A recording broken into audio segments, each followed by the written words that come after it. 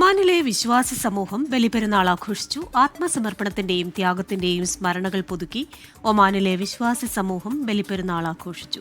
ഒമാനിൽ കനത്ത ചൂടിന്റെ പശ്ചാത്തലത്തിലായിരുന്നു ഇത്തവണത്തെ ബലിപെരുന്നാൾ ആഘോഷങ്ങൾ. ഒമാനിലെ വിവിധ ഭാഗങ്ങളിൽ അതിരാവിലെ തന്നെയായിരുന്നു പെരുന്നാൾ നമസ്കാരങ്ങളും ഈദ്ഗാഹുകളും നടന്നത്. പെരുന്നാൾ നമസ്കാരത്തിനും ഈദ്ഗാഹിനുമായി വിപുലമായ സൗകര്യങ്ങളാണ് ഒമാനിൽ ഒരുക്കിയിരുന്നത്. മലയാളി കൂട്ടായ്മകളുടെ നേതൃത്വത്തിലും വിവിധ സ്ഥലങ്ങളിൽ ഈദ്ഗാഹുകൾ നടന്നു. ഈദ്ഗാഹിന് നാട്ടിൽ നിന്നെത്തിയ പണ്ഡിതന്മാരാണ് നേതൃത്വം നൽകിയത്. ഈ പ്രവാസ ലോകത്ത് പ്രത്യേകിച്ചും പെരുന്നാളിൻ്റെ ഈദിൻ്റെ സമയത്ത് ഒരുമിച്ച് കൂടുവാനും പരസ്പരം കാണുവാനും അതുപോലെ തന്നെ കൂട്ടായ്മകൾക്കൊക്കെ പറ്റുന്ന ഒരു വലിയ ഒരു സംഭവമാണിത്. വളരെ സന്തോഷമുണ്ട് ഇങ്ങനെയൊരു പരിപാടി സംഘടിപ്പിച്ചതിൽ, ഇങ്ങനെയൊരു ഈദ്ഗാഹിൽ പങ്കെടുക്കുവാൻ പറ്റുന്നതിൽ. കേരള ഇസ്ലാമിക് അസോസിയേഷൻ മബേല ഘടകം നടത്തിയ ഈദ്ഗാഹിൽ നൌഷാദ് എടപ്പാൾ നേതൃത്വം നൽകി.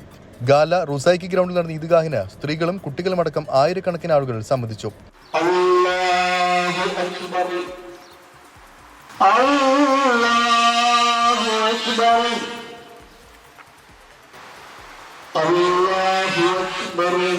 സാഹോദര്യം പങ്കിടലും വിഭാഗീയതയില്ലാതെ മനുഷ്യരെ ചേർത്ത് പിടിക്കലുമാണ് ഈദിന്റെ സന്ദേശമെന്നും ഗസയടക്കം ലോകത്ത് അങ്ങോളം ഇങ്ങോളം പീഡനം അനുഭവിക്കുന്ന ജനങ്ങളോട് ഐക്യദാർഢ്യം പങ്കിട്ടുകൊണ്ടാകണം ഈദ് ആഘോഷിക്കേണ്ടതെന്നും പ്രമുഖ പണ്ഡിതൻ VP ഷൗക്കത്ത് അലി പറഞ്ഞു.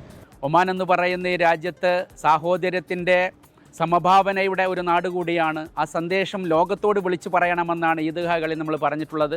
ഈദിൻ്റെ ദിനത്തിൽ പാവങ്ങളോട് ഐക്യദാർഢ്യം പ്രഖ്യാപിച്ചുകൊണ്ട്, പൊരുതുന്ന ജനതയോട് ഐക്യദാർഢ്യം പ്രഖ്യാപിച്ചുകൊണ്ട് നമുക്കെല്ലാവർക്കും ആഘോഷിക്കാം.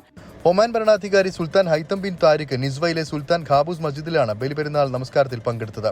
രാജകുടുംബാംഗങ്ങൾ, അൽ ബുസൈദി കുടുംബം, മന്ത്രിമാർ, ഉപദേഷ്ടാക്കൾ, സുൽത്താന്റെ സായുധ സേനയുടെ കമാൻഡർമാർ, റോയൽ ഒമാൻ പോലീസ്, മറ്റ് സുരക്ഷാ ഏജൻസികൾ തുടങ്ങി നിരവധി പ്രമുഖർ പ്രാർത്ഥനകളിൽ പങ്കാളികളായി. വിശ്വാസി സമൂഹം ബലികർമ്മം നിർവഹിച്ചും സുഹൃത്തുക്കളും ബന്ധുക്കളുമായി സ്നേഹബന്ധം പുതുക്കിയുമാണ് പെരുന്നാൾ ആഘോഷിച്ചത്. 24 ഒമാൻ.